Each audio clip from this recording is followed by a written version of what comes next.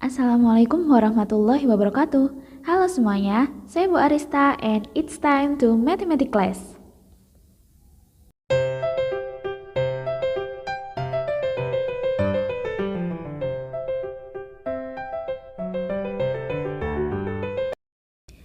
Di video kali ini kita akan belajar materi garis dan sudut dengan submaterinya adalah sudut dalam segitiga. Langsung aja ke materinya ya. Oke, sebelumnya mari kita ingat-ingat dulu. Masihkah kalian ingat tentang sudut pelurus dan sudut bertolak belakang? Mari kita ingat-ingat lagi ya.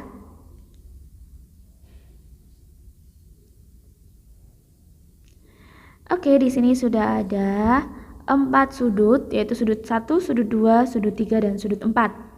Sekarang, kita diminta untuk mencari pasangan sudut yang saling bertolak belakang. Nah, yang bertolak belakang itu yang seperti apa sih? Dia menghadap ke arah yang berbeda. Contohnya adalah sudut 1 dan sudut 3. Kenapa? Karena sudut 1 itu menghadap ke atas, sedangkan sudut 3 menghadap ke bawah.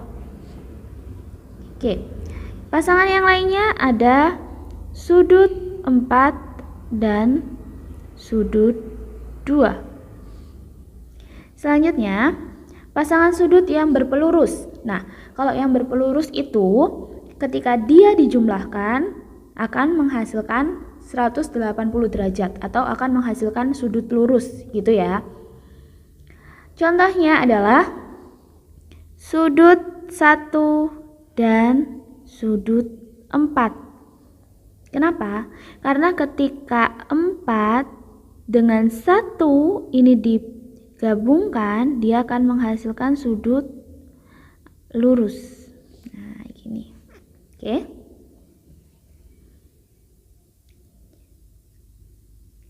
Untuk sudut yang saling bertolak belakang, ia akan memiliki besar sudut yang sama. Jadi besarnya sudut 1 itu pasti sama dengan sudut 3. Misalkan sudut 1 ini adalah 120 derajat, maka sudut 3 juga pasti 120 derajat. Sedangkan kalau sudut yang berpelurus tadi, kalau dijumlahkan hasilnya pasti 180. Jadi kalau sudut 1 ditambah dengan sudut 4 itu hasilnya pasti 180 derajat.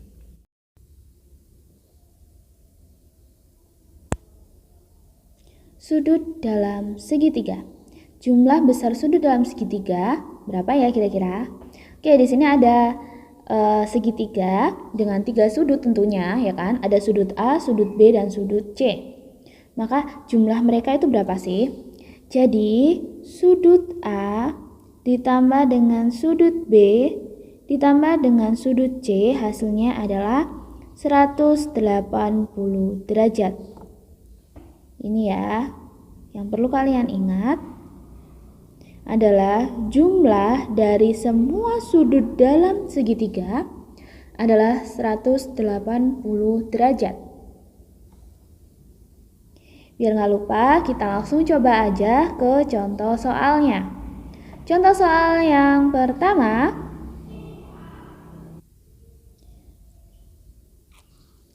Nah, di sini ada soal seperti ini. Dan ditanyakan berapakah besar sudut A. Berarti kita harus mencari tahu berapa sudut ini, ya kan? Nah, caranya gimana nih? Simple aja. Oke.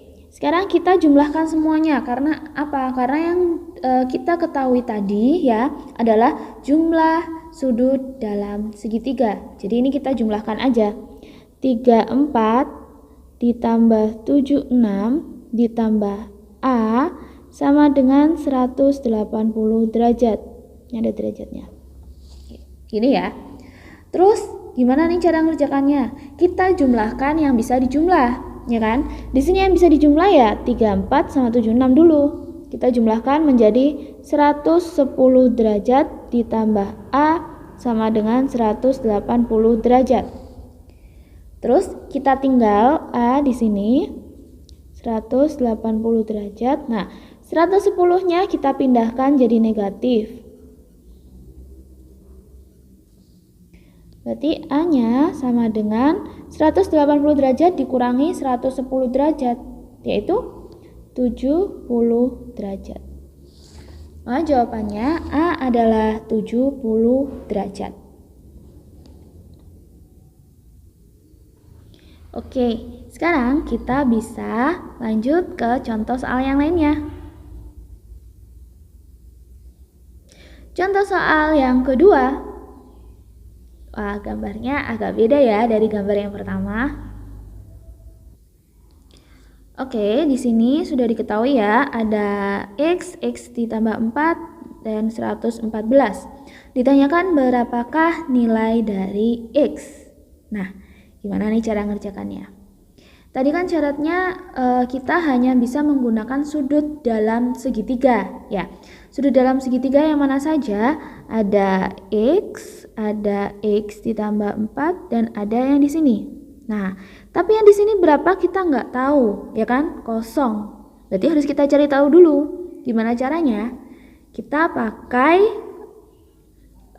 konsepnya sudut lurus. Kenapa? Karena ketika ini yang kosong ini dijumlahkan dengan 114, dia akan menghasilkan sudut lurus. Nah, berarti yang di sini misalkan kita kasih nama A gitu ya.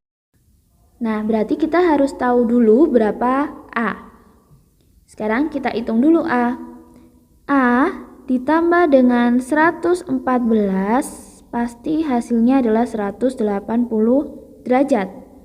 Jadi A itu berapa? A sama dengan 180 derajat dikurangi 114 derajat. Kita kurangkan A-nya, ketemu 66 derajat. Oke. Sekarang kita tahu ya A-nya 66 derajat. Jadi kita sudah bisa pakai konsepnya jumlah sudut dalam segitiga. Jadi di sini ada X ditambah 4 ditambah dengan 66. Jadi A-nya sudah diganti ke 66. Sama dengan 180 derajat. Di sini derajat. Oke, kita jumlahkan yang bisa dijumlah. Mana saja? X dengan X. Kenapa? Karena mereka sama-sama punya variabel. Dan 4 dengan 66. X ditambah X hasilnya adalah 2X ditambah 4 ditambah 66 adalah 70 derajat, sama dengan 180 derajat. Oke, sekarang kita tinggalkan 2X-nya, kita pindahkan 70-nya. Kalau dipindah jadi negatif. Kenapa? Karena awalnya positif. Jadi 2X adalah 110 derajat. Padahal yang ditanyakan adalah X-nya, berarti kita cari X-nya. X sama dengan 110 derajat dibagi 2. Maka X adalah 55 derajat.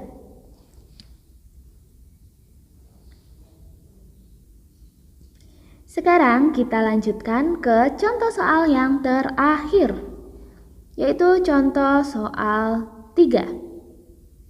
Nah, gambarnya beda lagi dengan dua contoh sebelumnya. Di sini diketahui beberapa besar sudut, ada 75 derajat, 60 derajat, dan Y. Nah, yang ditanyakan adalah nilai Y, di mana sebenarnya Y ini tidak ada di dalam segitiga. Wah, gimana ya cara ngerjakannya?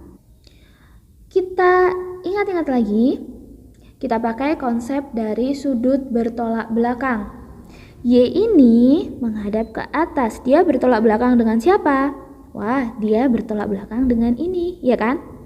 Anggap saja ini namanya sudut B. Dia bertolak belakang dengan sudut B. Nah, berarti kita cari dulu sudut B-nya. Caranya gimana? Kita bisa pakai jumlah dari sudut dalam segitiga. Kita jumlahkan. Kenapa? Karena B ini kan ada di dalam segitiga, jadi bisa kita cari. Di sini 75 derajat ditambah 60 derajat ditambah B, hasilnya pasti 180 derajat. 75 tambah 60 adalah 135 derajat ditambah B, sama dengan 180 derajat. Nah, B ini yang ada variabelnya kita tinggal 180 derajat dikurangi 135 derajat. Hasilnya adalah B ini 45 derajat. Kita ketemu kalau B ini 45 derajat. Nah, tadi di awal sudah dikasih tahu kan ya kalau sudut yang saling bertolak belakang itu besar sudutnya sama. Berarti bisa kita tulis bahwa Y ini besarnya pasti sama dengan B. Kalau B 45 berarti Y juga 45 derajat. Begitu. Sekian video dari saya. Jika kalian merasa video ini bermanfaat, silahkan share dan subscribe ya. Terima kasih, stay healthy and see you next time. Wassalamualaikum warahmatullahi wabarakatuh.